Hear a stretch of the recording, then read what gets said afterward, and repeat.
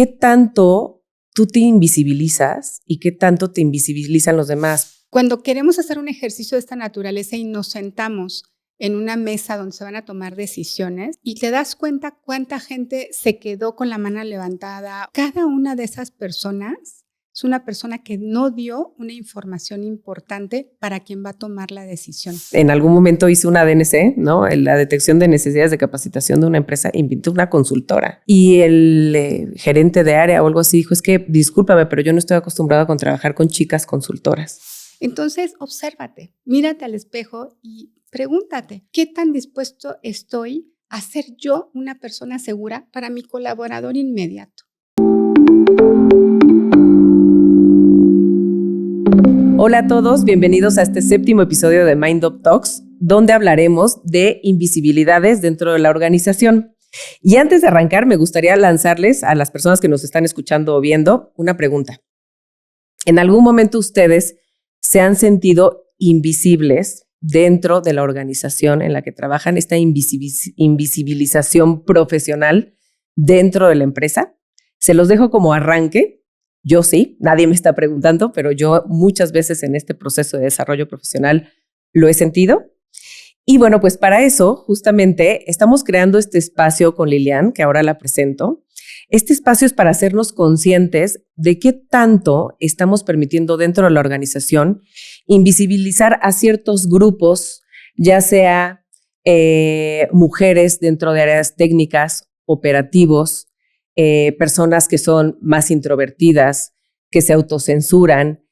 Y así como dije, mujeres en áreas técnicas, también podría decir, ¿por qué no?, en mujeres dentro de consejos de administración, ¿no? En puestos directivos.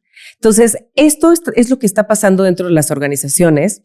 Y para eso tenemos a Lilian de la Vega, es coach, consultora en diversidad, equidad, inclusión. Además tiene un posgrado en ética y sociedad. Y bueno, como coach, como consultora, ha desarrollado programas muy interesantes dentro de diferentes tipos de industrias, de diferentes empresas que están relacionadas justamente con programas de inclusión, de seguridad psicológica. Y me encanta tenerte aquí porque desde hace mucho estamos tratando de coincidir y por fin lo estamos logrando. Muchas gracias, Adri. Es un placer estar aquí en Mind Up Talks. Encantada de estar además en este tema compartiendo contigo. Y yo quisiera abonar algo a la pregunta inicial que tú hiciste, Adri. Porque fíjate cómo el lenguaje es algo muy importante cuando hablamos de temas de inclusión. Preguntabas, ¿alguna vez te has sentido invisible? Probablemente hay alguien que diga que sí, pero hay una distinción muy importante que quiero que tomemos desde ahorita, y es que en realidad lo que nos sentimos es invisibilizados. Sí. No invisibles. Porque es una fuerza externa la que invisibiliza. Normalmente se invisibiliza a grupos vulnerables. Ok. ¿No? Entonces, desde ahí vamos encuadrando. Gracias, Lilian. Y no sé, es duda genuina. ¿Qué tanto tú te invisibilizas y qué tanto te invisibilizan los demás? Porque puede ser que ciertos perfiles más introvertidos, por lo tanto no extrovertidos o seguros, tiene que ver con un tema interno a externo. ¿Qué tanto se juega esa doble posibilidad?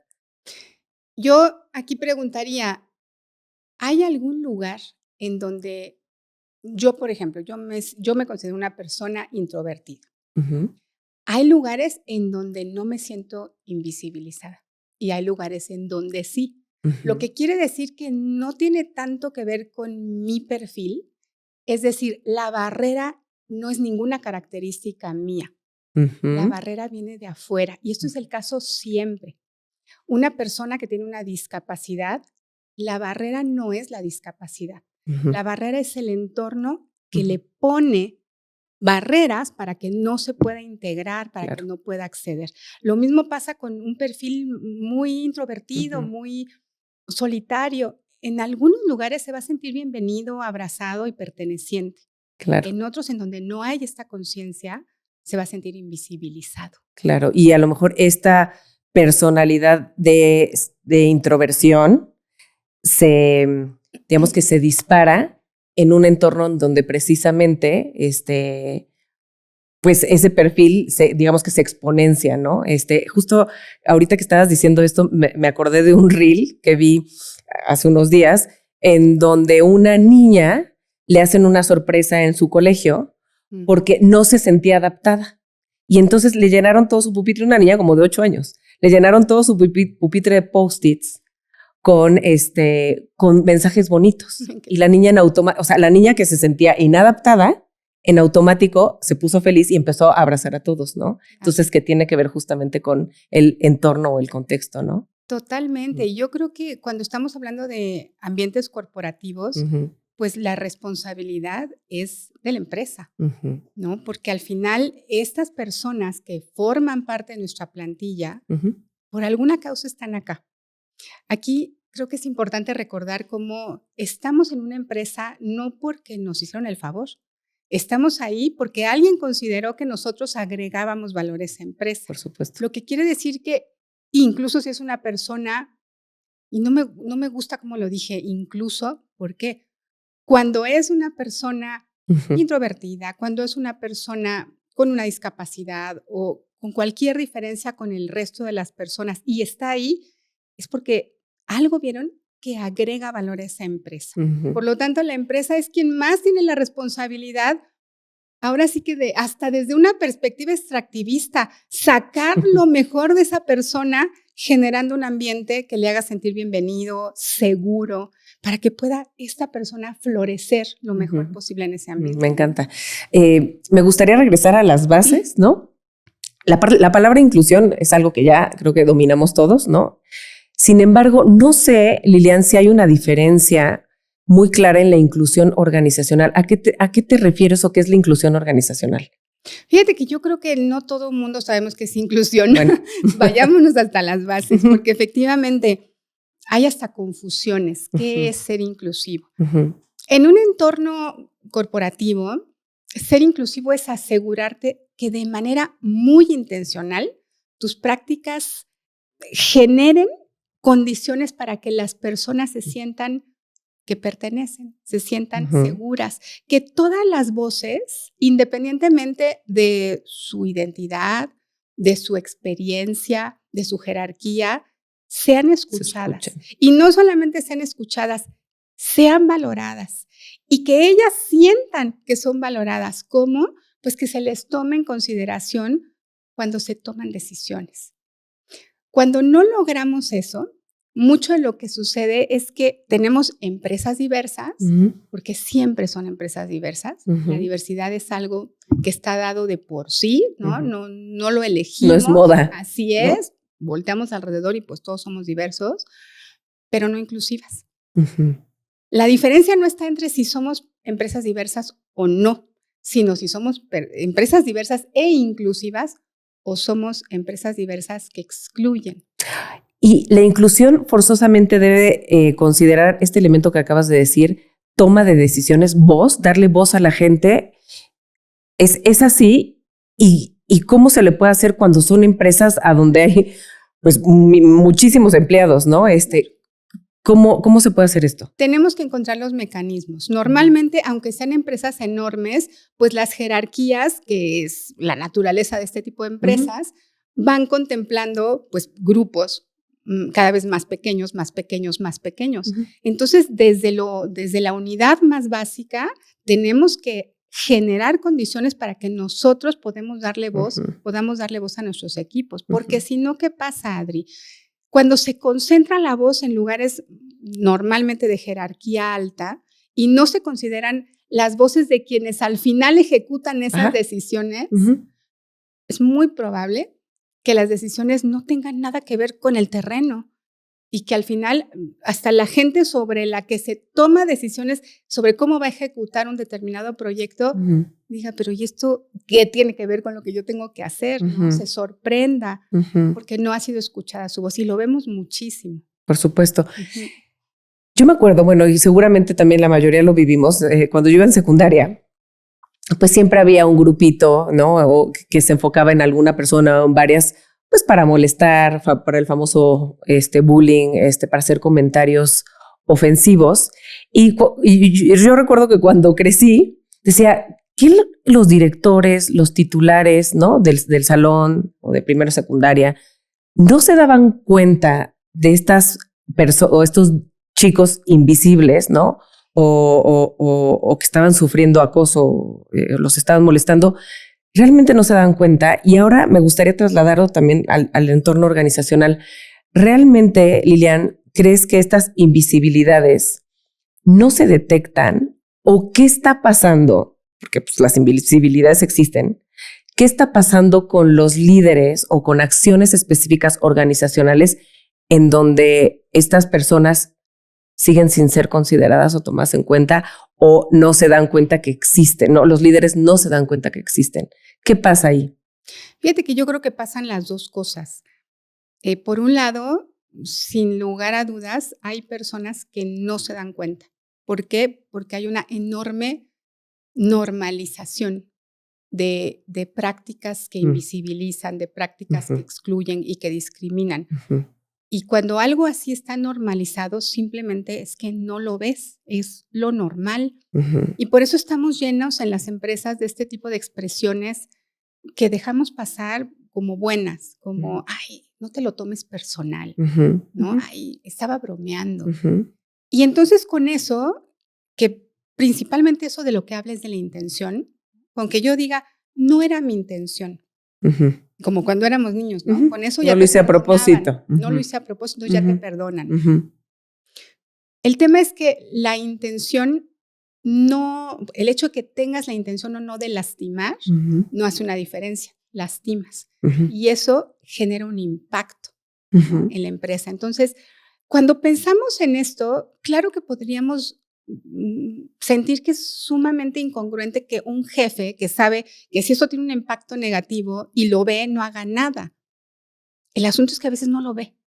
Realmente no lo ve porque está muy normalizado, porque esto es un fenómeno estructural y cultural, no individual.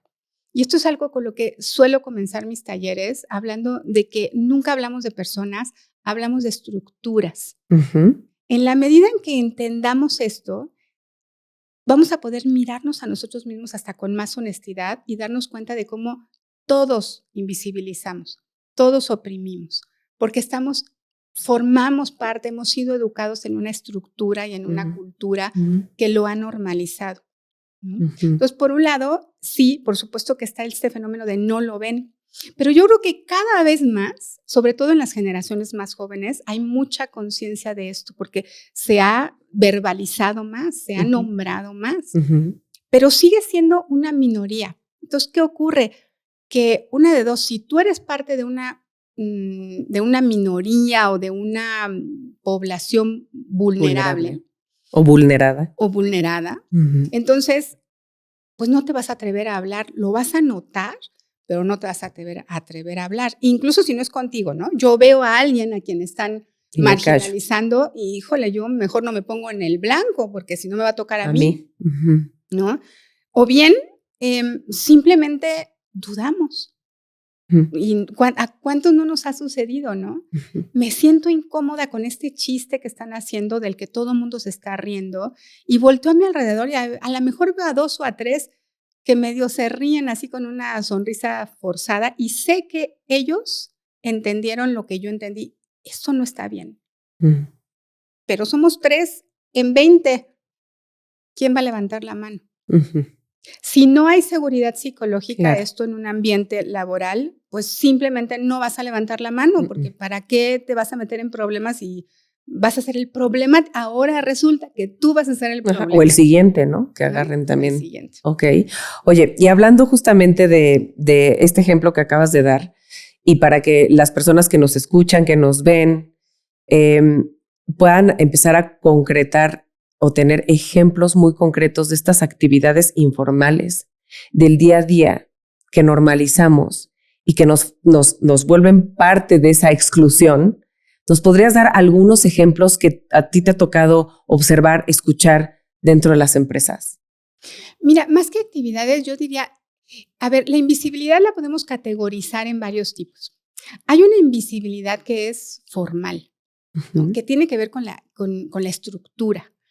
Y va desde pensar en justamente a quién le damos la voz en una empresa. Normalmente le damos la voz a los hombres que tienen una mayor jerarquía. En igualdad de condiciones, si hay un director y una directora, de manera como muy natural, porque está normalizado, no porque sea nuestra naturaleza, vamos a darle la voz, vamos a creer más, va a ser más una autoridad el varón, porque vivimos en una sociedad que le da más peso y más valor a la voz masculina. No lo tenemos ni que explicar, ¿no?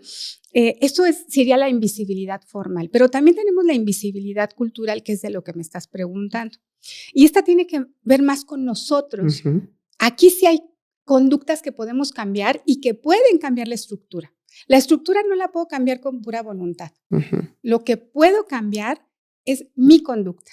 Y eso, si los podemos contagiar lo suficiente, se permea la cultura. Va a generar, exacto, se va a permear en la cultura y probablemente si suficientes culturas lo hacen, vamos a hacer tambalear esta estructura.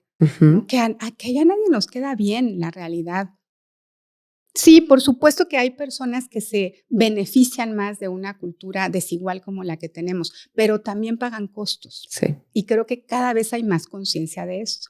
Entonces, cuando hablamos de invisibilidad cultural, que es de lo que me preguntabas, que rodeo di, cuando hablamos de invisibilidad cultural, yo me iría más a cosas súper sutiles, como por ejemplo, bueno, esto de los chistes que hablábamos, el simplemente no ser capaces de dirigirnos a las personas por lo que son y empezamos como a minimizarlos con maneras en que les hablamos. No sé si lo has escuchado, muy típicamente son las niñas de ARH. Las niñas de RH. Las niñas de RH, ¿no? Es una expresión muy común. ¿Por qué no diríamos los niños de finanzas?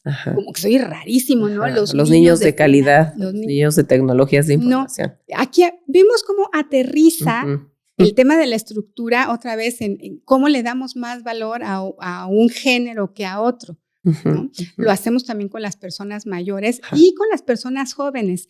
Infantilizamos. O sea, por todos lados disparamos, ¿eh? Si eres joven, porque eres joven, si eres mayor, porque eres mayor.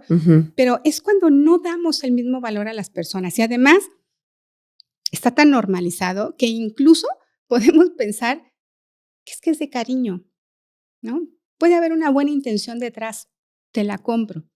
Pero creo que tenemos hoy como adultos que vivimos en el siglo XXI, ya en el año 26, teníamos que responsabilizarnos de hacer conciencia de cómo nuestro lenguaje y la manera en que nos dirigimos a las personas puede estar invisibilizando su peso, el poder que tienen de decisión, el valor que le damos a sus palabras.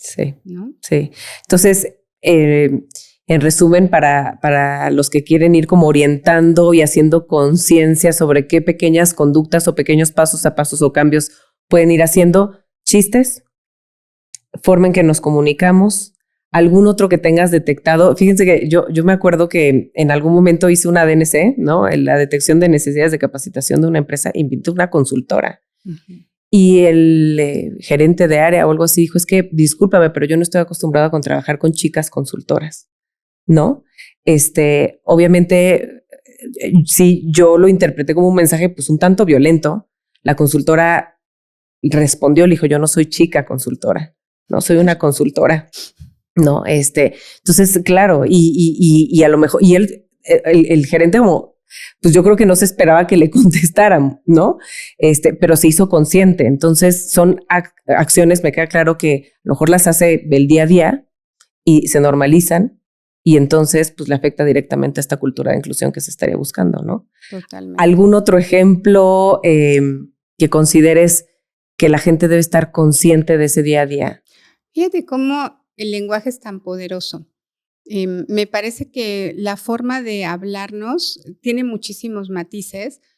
Un ejemplo fue el que di, pero otro sería la manera en que nos referimos, por ejemplo, a personas de la diversidad, de todo tipo de diversidad. Una manera de invisibilizar a la gente es hacer que una parte de su identidad se vuelva toda su identidad. No nada más voy a decir el chico, sino además voy a decir el chico discapacitado, ¿no? Todo mal. No es un chico, es otro ingeniero de la planta, ¿no? Y no es un discapacitado, es una persona que una de sus características tiene una es que tiene una discapacidad, ¿no? Parecen tonterías, parecen nimiedades en el lenguaje, pero yo quiero que nos pongamos en los zapatos de esa persona, ¿no? Qué diferente se escucha que se dirijan a mí por mis habilidades y por mis talentos o por mi nombre, ¿no? A que se dirijan a mí por una característica que no está en mis manos cambiar, que probablemente he luchado mucho para demostrar que no es una barrera para mí y que una y otra vez me la ponen de frente. Y algo más cotidiano, los apodos. Eso pasa mucho en medios operativos con quienes yo tengo afortunadamente, y lo digo afortunadamente porque son una audiencia maravillosa, pero observo cómo pasan años trabajando con sus compañeros y no saben su nombre. Llegan a curso y les digo, oigan, vamos a presentarnos. No, pues a mí me dicen el chimuelo. El pelón. ¿No? A mí el pelón. No. Les pido que por favor me digan sus nombres porque yo no quisiera decirte el chimuelo, ¿no?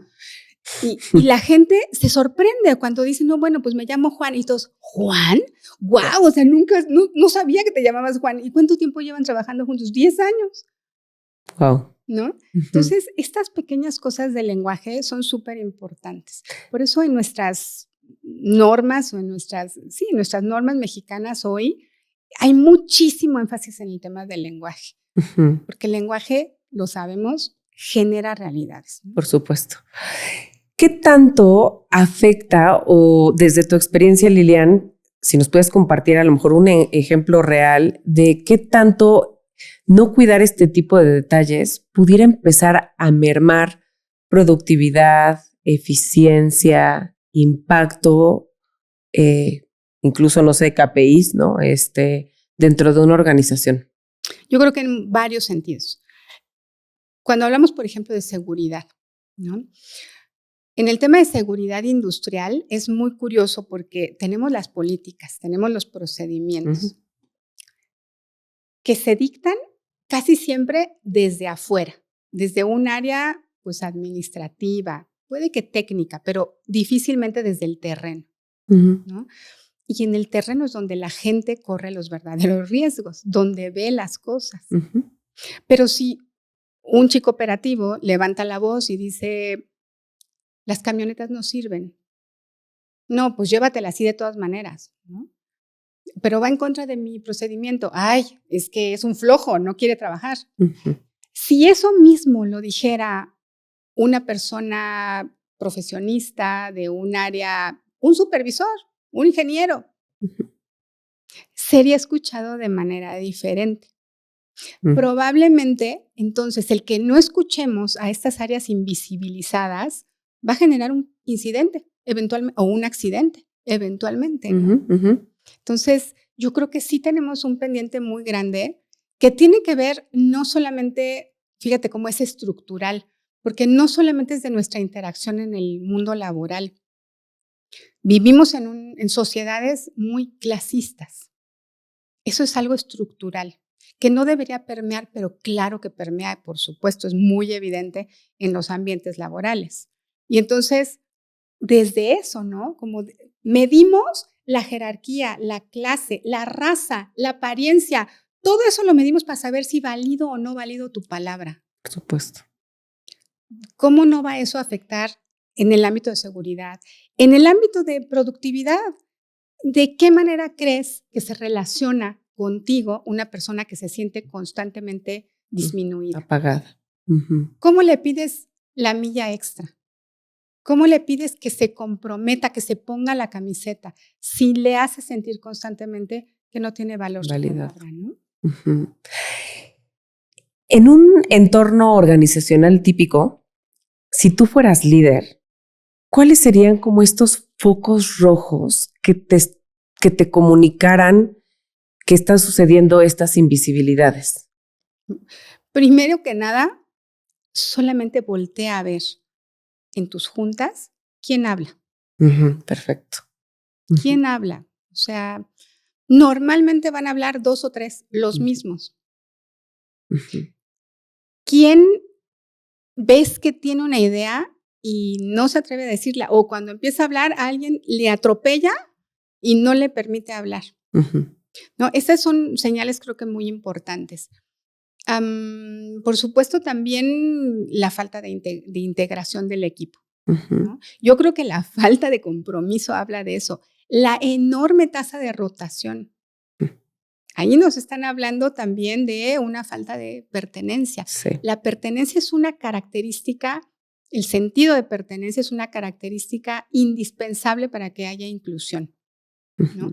Si no estás logrando un sentido de pertenencia y de compromiso en un mundo donde hay tantísima necesidad de trabajo, probablemente sea en parte responsabilidad tuya por no generar estos ambientes inclusivos. Sí, qué interesante, ¿no? Lo que acabas de decir, ¿no? En un mundo o en un país al menos, en donde lo que se necesita día al día es encontrar pues, lugar donde trabajar, ¿no? Generar recursos. Y es algo que sí yo veo de manera muy clara, ¿no? Los niveles de rotación tan altos, ¿no? Las encuestas de clima laboral, ¿no? En donde se expresa muchas veces para qué la contesto si no pasa nada, ¿no? Así es. Y la gente aún así se va, sí. ¿No? Hay necesidades específicas y la gente aún se va y le da la vuelta a la organización, ¿no? No la ve como su casa. Totalmente. Y yo creo que ahí vemos un claro ejemplo de invisibilización, fíjate, porque estamos hablando de personas que están abandonando una situación de seguridad que probablemente necesitan fervientemente, pero a las que no vemos como personas que necesitan este trabajo. ¿Cómo nos dirigimos o cómo hablamos de estas personas? Ay, pues es que son unos flojos. O sea, no duran porque no quieren trabajar. Si quisieran trabajar, se quedarían. Claro, se quedarían a que los maltrates, se quedarían a que los retraumatices. Pues por más que tengas necesidad, cuando hay una persona que constantemente está siendo invisibilizada, atacada, arrebatada de su dignidad, ni siquiera es un tema como de dignidad de onda telenovela de una compañía que iba a decir, ¿no? O sea, no es así de, sí, del drama. Soy, ¿no? O sea, es algo muy, muy interno, muy de supervivencia humana, sí. ¿No? Te sientes constantemente amenazado, se levantan todos tus alertas internas de tu sistema nervioso central, estás en absoluto estrés todo el tiempo, te llegas muchísimo más fácil al burnout. No hay nada que hagas que logre el reconocimiento que mereces. Por supuesto. Pues claro que te terminas yendo, ¿no? Aún cuando lo necesites. Ojalá que tengamos la capacidad de quitarnos estos lentes, pues del privilegio, al final, ¿no? Que nos hacen dejar de ver a las personas y a sus necesidades y la manera en que quizá les estamos quitando una oportunidad maravillosa de cambiar su vida, ¿no? Ahorita que estás tocando esto de los lentes de manera metafórica, existen algunas herramientas, instrumentos justamente para mapear e identificar qué tanto hay invisibilidad dentro de la organización. Sí, por supuesto. Yo creo que básicamente se basa en la observación, ¿no? Que puedes tener a partir de auditorías, de consultorías. Básicamente es de verdad sentarte y observar las interacciones cotidianas en tu empresa. No hay de otra, ¿eh? O sea, no es como, no tenemos que hacer nada sofisticado. Lo que necesitamos es verdaderamente observar y darnos cuenta cuánta información se está perdiendo por no incluir, ¿no? Cuando queremos hacer un ejercicio de esta naturaleza y nos sentamos en una mesa donde se van a tomar decisiones, en una sala de juntas, y te das cuenta cuánta gente se quedó con la mano levantada o con ganas de decir algo y no pudo, cada una de esas personas es una persona que no dio una información importante para quien va a tomar la decisión. Por supuesto. Cada persona que no está sentada en esa mesa de otras áreas, más allá del área directiva, también estamos negándonos a nosotros la posibilidad de asomarnos a ese mundo, a esa parte que no vemos, a la que somos ciegos desde la dirección o desde la gerencia o desde la supervisión. Al final, fíjate cómo la inclusión, de manera metafórica, es como una manera de gestionar la información que llega a ti, ¿no? Que es súper importante para toda la toma de decisiones. Y tú podrías, ya con tu experiencia, describir un caso en donde justamente la inclusión de voces, de diferentes voces, ha hecho o logrado cambios importantes, alcances importantes, innovaciones, impacto dentro de la organización o dentro de un área, simplemente por escuchar esa diversidad de voces. Mira, no solo te puedo dar un ejemplo, yo creo que lo que te puedo dar es como una tendencia muy importante. Cuando tú observas la manera en que han cambiado productos, servicios, a partir de la inclusión de las mujeres en las empresas, es muy interesante. Las mujeres somos, pues, las consumidoras por excelencia. Tú imagínate nada más una empresa en donde las voces de las mujeres no sean consideradas a la hora de tomar una decisión de marketing. Sí, de lanzar un producto al mercado. De lanzar un producto. Y así como en el caso de las mujeres, está cada uno de los casos de la diversidad.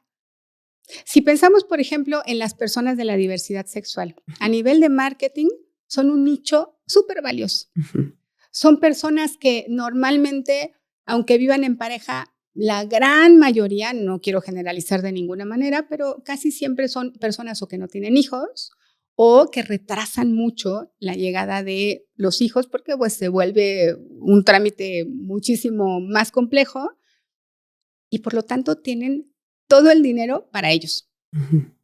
Es un nicho muy importante de mercado que no se considera y que si no traes a la mesa esas voces que te van a dar esa visión, pues ¿de dónde las sacas?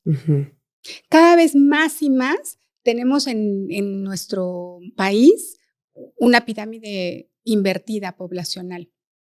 También las personas mayores son personas que a nivel de marketing tienen un gran valor porque tienen poder adquisitivo y menos compromisos. Menos gastos, ya. Y menos gastos. Pero a la hora de la toma de decisiones, ay no, a este ruco no lo invites porque ya tiene ideas muy pasadas de moda, ¿no? Entonces, podemos observarlo ahí, ¿no? Realmente en resultados de ventas, incluye.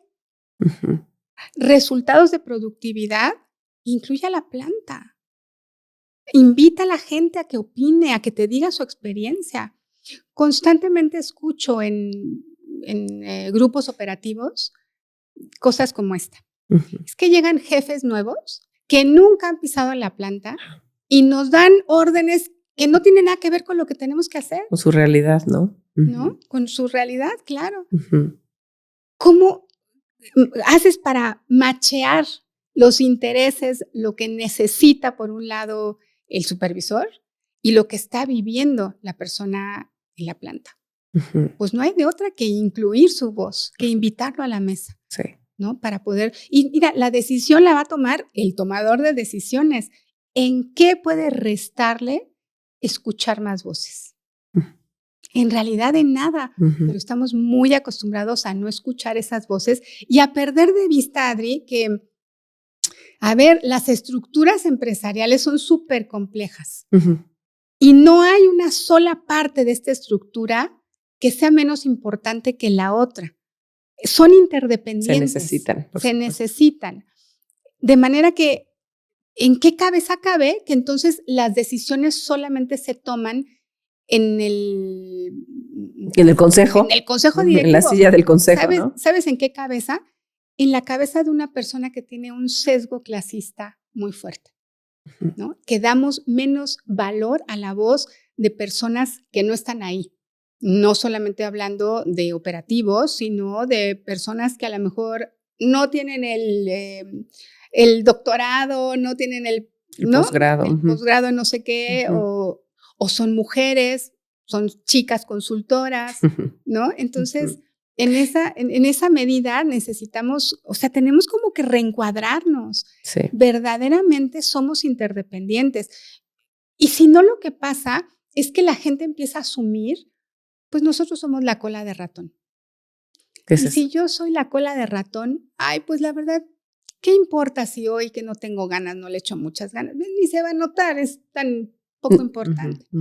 Pero sí. si tú abres un reloj suizo y ves ese maravilloso universo que yo no le entiendo nada, pero que digo, ay, pero qué cosa tan más bonita este mecanismo. Sí. Y en eso se me cae un mini tornillito. Y valió gorro todo el mecanismo. Está muy chiquito. Yo creo que ni sirve de nada y lo pateo, pues sí, ya valió. Claro. ¿No? Es exactamente eso sucede con todas las áreas de nuestra organización. Sí, y creo por una parte, como dices tú, sí esta parte clasista, pero también yo creo, Lilian, que sí es la inercia, ¿no? O sea, vamos repitiendo lo que hicieron nuestros antecesores y como nuestros antecesores no voltearon a ver, ¿no? A otras áreas, a otras diversidades, ¿no? Pues sigo repitiendo el mismo patrón sin considerar justamente lo que acabas de decir, que la inclusión puede volverse como parte de la estrategia organizacional de impacto, ¿no? Sí. No nada más por ser buena gente, no nada más por verme una persona bondadosa, sino como parte de la estrategia incluso conviene. Y aquí me gustaría preguntarte, tú que te dedicas a esto, desde tu experiencia, ¿qué tanto las empresas se quedan simplemente como en esa ola marquetera, ¿no? De ya viene el 8 de marzo, nos vestimos todos de morado, ¿no? Luego viene el 28 de junio, que es la de diversidad, me parece, ¿no? Sí. Todos de colores, ¿no? Y luego tal fecha, el color que le corresponda. Pero termina el 8 de marzo, ¿no? Tuvieron sus conferencias, ¿no? Sus cartelones, sus globos, ¿no? Morados. Y en la práctica pasa el otro día y volvemos prácticamente a lo mismo. O sea, no me parece que pudiera no haber esfuerzos concretos para realmente conmemorar ese día todos los días. Sí. Y se queda en este espacio como de marketing. ¿Tú a qué te enfrentas cuando llegas como consultora? ¿Qué tanto realmente se está avanzando dentro de las organizaciones para dar estos pasos firmes de inclusión? Yo creo que íbamos muy bien. ¿Íbamos? Íbamos. Ajá. Pero me parece que estamos en un momento en donde, por motivos geopolíticos en los que no nos vamos a meter en este momento, sí estamos en un backlash, ¿no? Sí viene el péndulo de regreso. Eso es una realidad. A partir de un par de años, hubo muchísimas empresas que se bajaron del carro de la diversidad, lo cual nos habla de qué. Nos habla de que efectivamente solamente iban por el cheque. Y punto, no había un compromiso real. Ahora, ciertamente lo que dices es verdad, así lo hemos hecho siempre. ¿Por qué tendríamos que cambiar si así hemos funcionado? Bueno, porque vamos ganando en conciencia. Y porque además de que vamos ganando en conciencia, vamos dándonos cuenta de lo que tú dijiste. Esto es un diseño. Es un diseño. La inclusión no solamente es un derecho humano, sino además es un diseño estratégico. Ya no me gusta usar la palabra estratégico porque ahora ChatGPT usa estratégico en todo, pero esto sí es estratégico, verdaderamente.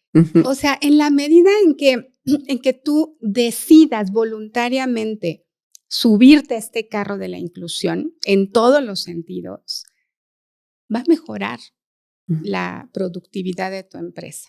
Vas a tener muchísima más lealtad y sentido de pertenencia en tu gente, ¿no? Mucho más capacidad de innovar porque se enriquece. La cantidad de voces hace que haya más creatividad y que haya más innovación. Ahora, creo que lo que hay detrás es un miedo. A veces es inconsciencia y a veces es un miedo válido. El miedo a que, ¿yo para qué le muevo?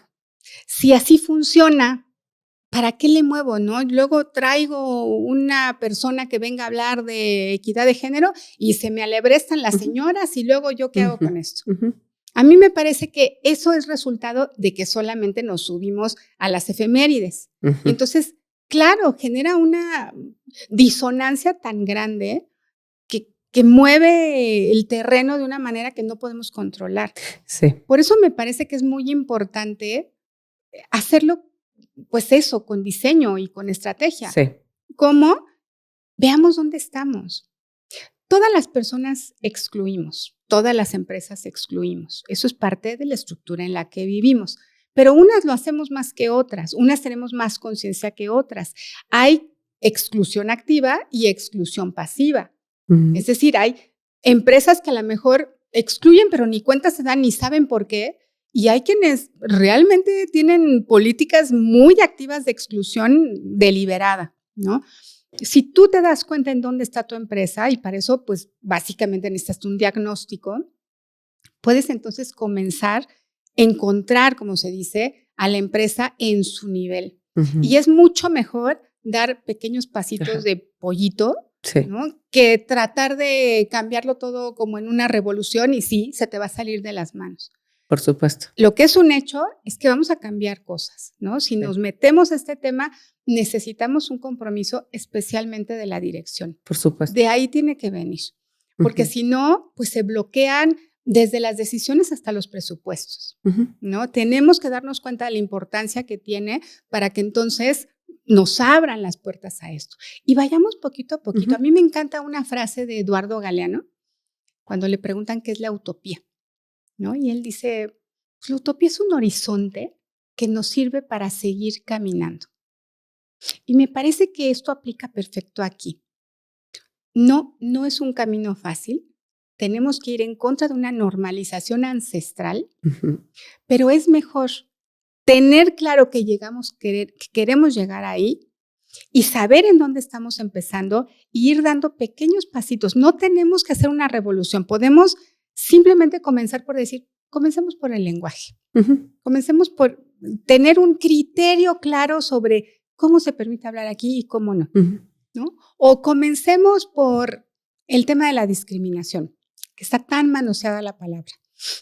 Vamos a dejarle claro aquí a todo el mundo que si es discriminación, que no, que se tolera aquí, que no, que tenemos este canal y que este canal solamente va a aceptar discriminación así, así y así, de 3 cosas, pero que cuando vengan y las denuncien va a haber una consecuencia, va a haber un cambio.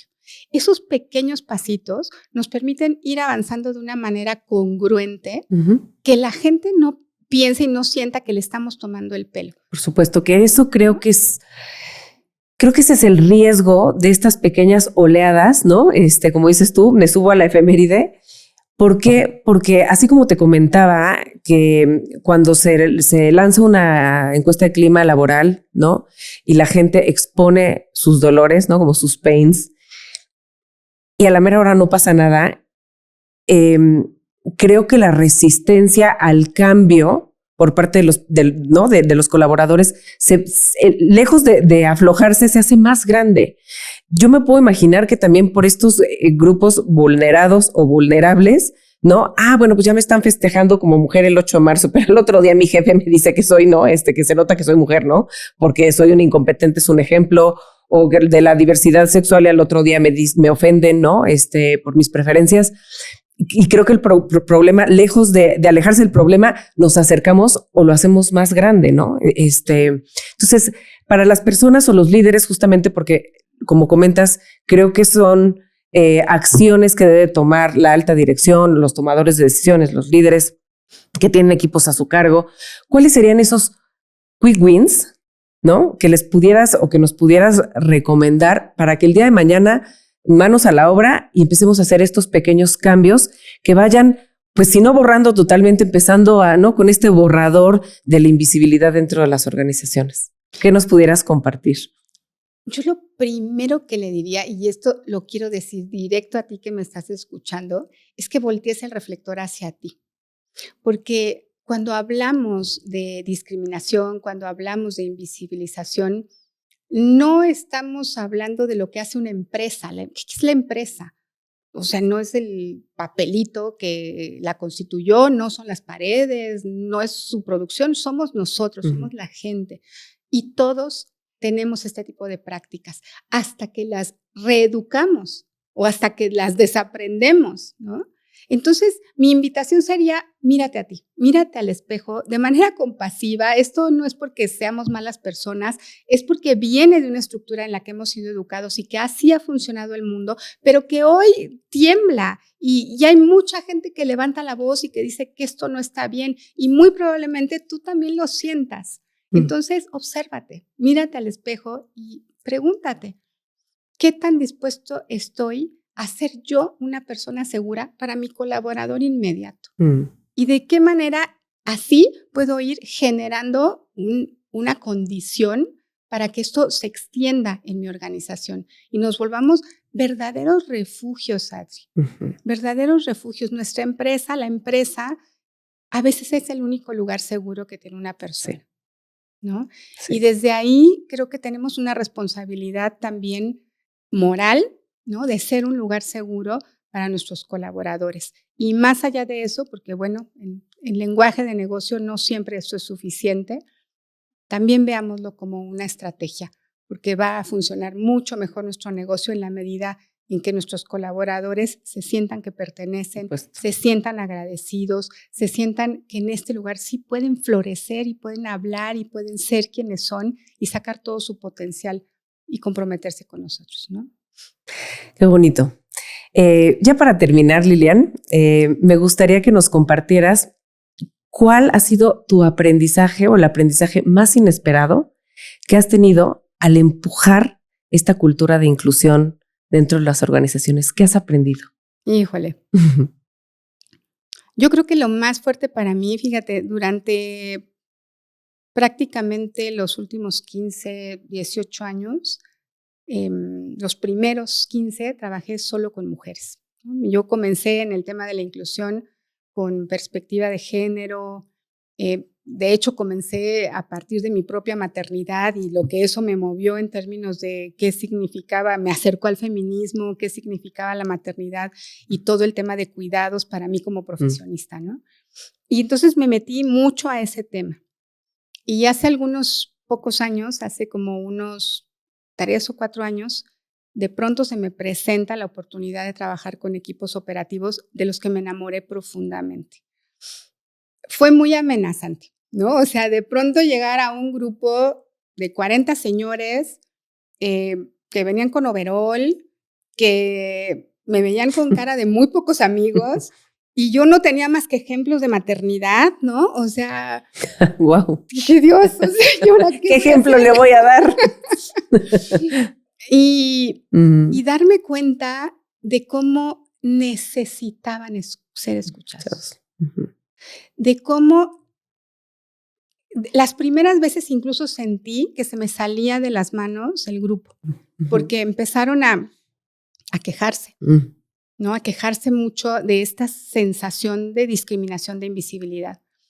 Y como estas primeras veces, pues simplemente, pues llegó el momento en donde dije, pues los escucho, hagamos una sesión de coaching, ¿no? Olvidémonos del curso.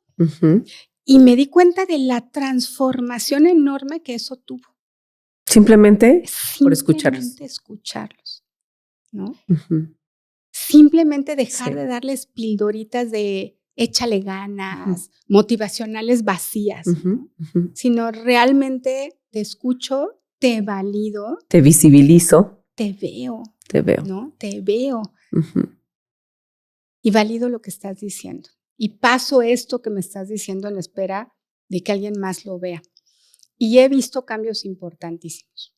Realmente, sobre todo un cambio muy importante en el compromiso.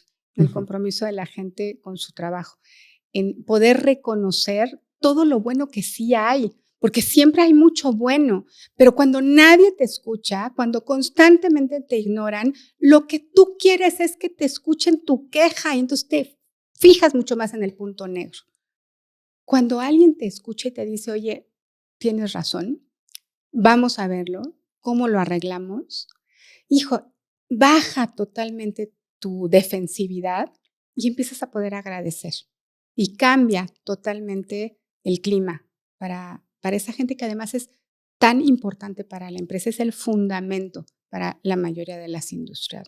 Y este aprendizaje, ¿no? Que tuviste con este grupo específico, pues de igual manera se puede trasladar a una madre soltera, a lo que te decía, a una mujer en una silla de consejo, ¿no? Que muchas veces se pueden sentir invalidadas, ¿no? Porque es una mujer contra no sé cuántos hombres. Sí. Esta herramienta de escucha, ¿crees que sea la más poderosa y la que también podamos compartir a los líderes para que la bajen o la trabajen con sus equipos? Yo creo que sí. Yo creo que ahí está la riqueza de la inclusión.